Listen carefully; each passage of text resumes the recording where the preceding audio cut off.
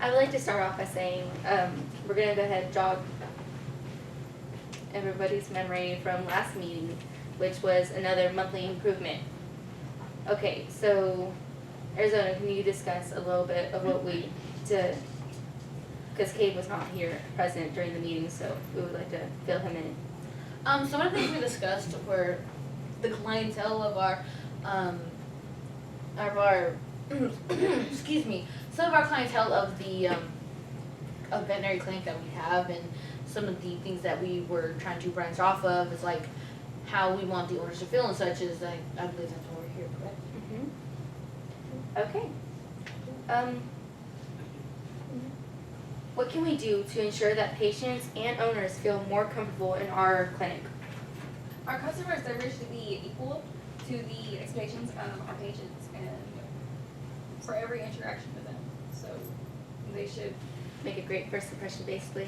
yes. Yes, I agree, because I think that the first impression, not only the owner, but also the animal, leads on to what experiences that you will have with that animal. Say a horse, as soon as they unload him off the trailer, you're pulling him, and you're rude to the owner and all, and the horse is gonna sense that you're rude to its owner, and so I think it's gonna, start acting up and not act the appropriate way. Okay. How comfortable is our clinic, and how can we make improvements if needed? I think our clinic is comfortable, but I think there can be ways that we can improve it, such as evaluating the reception area or the reception desk, and make it more welcoming, and make it more like we care about the animals before we put animals before we put the money. How could we make it more comforting? Such as colors, warm colors that that don't put you on edge. Repaint the walls, because right now our walls are white, just in our reception room. Because if we paint them anywhere else, I believe that the animals could react to the colors differently. For example, such as bulls, they react to bright colors if they want to charge them. But like I was saying, I think we should reevaluate our treatment rooms and think about the sounds and smells and the temperatures that each room is. Okay. What special comforts do we offer, and what else could we provide, such as drinks, food? Well, we could provide like coffee, cold drinks, and fresh fruit, and some therapy to in treatment What in kind the of treatment therapy? room, like aroma, like Okay. make it feel like Excuse me. they are not in a clinic, because some animals freak out whenever they go to the clinic. All right. We could put flowers on the front desk and toys for the animal. Okay. How can we make the owner or patient feel special whenever possible? We could invite them into a private area and just be there for them when they have questions or such, because when their animal comes in there and they have no clue what's going on or anything, most animals that people have, they treat them like humans, so it's like their baby. And they want to know. They want to know what's going on. Okay, I have a question with that. Okay, say we, an assistant is, talking with them, and say payment plans or something, money comes up. Would we give the assistant the freedom to discuss that with them, or would they need to come get one of us? The payment of the actual. Of the say it's a procedure, or or the visit, I believe if it's just a visit and you're trying to get everything set up for the animal to actually be a patient and etc., then maybe the assistant can do so. But if it's more of a procedure thing, I think the veterinarian should talk to that person one-on-one and explain Okay. to them the procedure and the process and the steps that's gonna happen Okay. and what might happen. Because the last clinic that I was at, the assistants had way too much freedom, and I didn't want any because discrepancy here causes problems, and problems we can lose clients, and by our clientele decreasing, that could cause this clinic to shut down. Okay. I have some, maybe the assistant and the doctor could go in together, cause the assistant does handle finances, but the doctor could offer more of, support and also more in depth of what he's really doing and, you know, how it's being done, the process of either getting it into a client or even getting a procedure. I see what you're saying there. Would we wanna hire, cause I know we have 2 receptionists that alternate days that they work, and would we wanna hire somebody that handles finances A separate person. strictly, or would we keep that freedom to the 2 receptionists? I think we could hire somebody different because finance is a big deal, and having 2 separate people that alternate days, there could be miscommunications.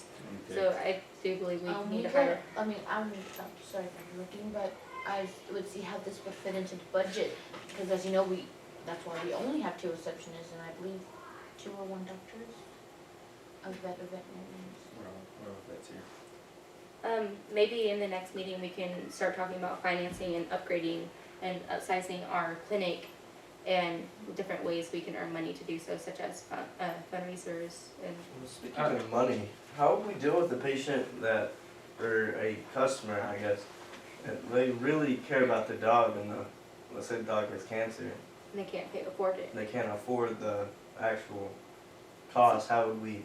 We can put into action a payment plan that would help them, like every so month or every week they can give this much or as much needed, but we wouldn't want to pressure them as much to pay it even though they can't. So we want to, I'm just throwing this out there.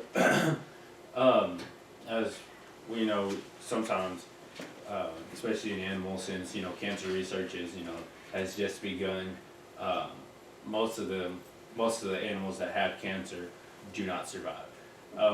We throw the option out there where we don't do anything for them.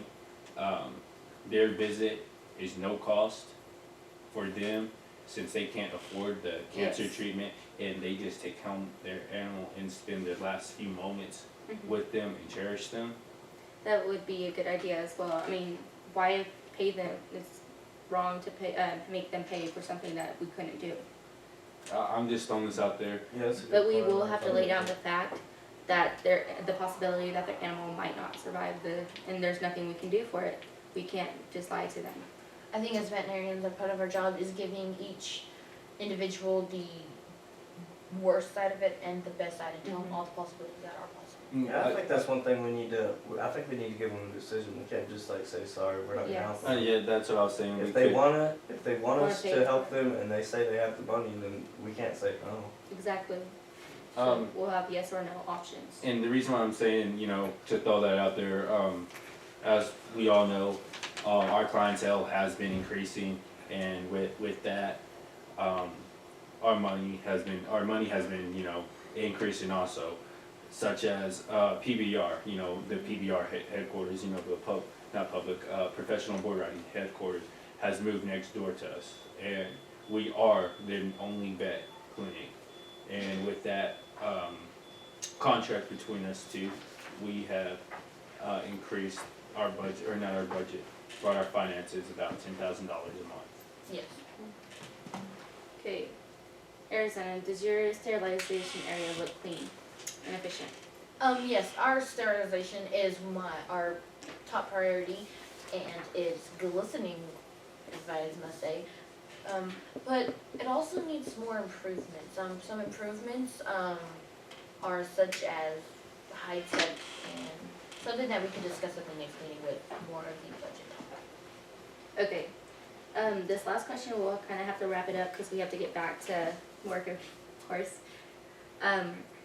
Evaluating the first impressions that we convey to our patients, we only get one opportunity to make a great first impression.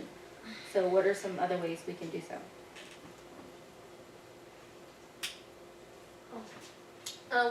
We could have initial contact, telephone contact with each of our individuals. We could, Just be open.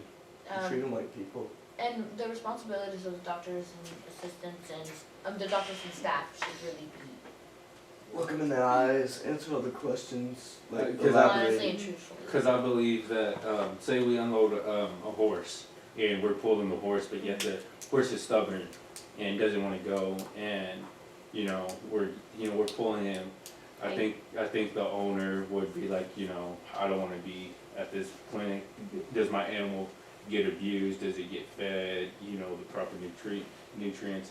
And I think it goes the same way for an owner or for the animal.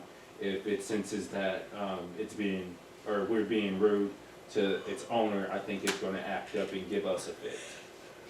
Okay, such as like, I believe we need to rehearse everything, but also make it spontaneous, and also exit surveys. But other than that, I think we are doing pretty good. So I will see you guys January the 6th, and we will continue this and talk about our budget. Thank y'all for coming. You're welcome.